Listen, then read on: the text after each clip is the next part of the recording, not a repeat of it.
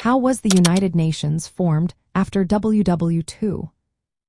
Imagine a world just emerging from chaos, trying to rebuild trust and prevent another devastating war. That's what happened after the Second World War ended. Countries realized they needed a new way to work together and keep peace. The idea of creating an international organization gained momentum among the Allied powers.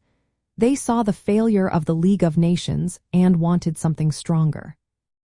The first official call for such an organization came in October 1943 at the Moscow Declaration.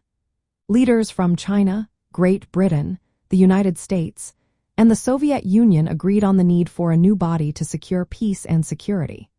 In 1944, these countries met at the Dumbarton Oaks Conference in Washington, D.C. They drafted a detailed plan for the new organization. The plan included a General Assembly where every member country would have a voice, a Security Council to handle peace enforcement, an International Court of Justice to settle disputes, and a Secretariat to manage daily work. The Security Council was designed to have 5 permanent members: the United States, the Soviet Union, the United Kingdom, China, and France. These nations were the main winners of the war and had veto power to prevent any decision they disagreed with. In February 1945, at the Yalta Conference, the Big Three leaders, Roosevelt, Churchill, and Stalin, agreed on how the Security Council would work and confirmed the permanent members. The final step was the United Nations Conference on International Organization in San Francisco from April to June 1945.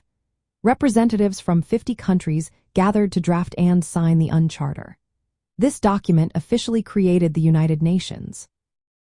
It was meant to promote peace, friendly relations, and cooperation across the world. The UN officially started on October 24, 1945, after enough countries ratified the Charter. Since then, it has grown to include nearly all nations and created agencies like the World Health Organization and the United Nations International Children's Emergency Fund to address global issues. The formation of the United Nations was a direct result of the war's destruction.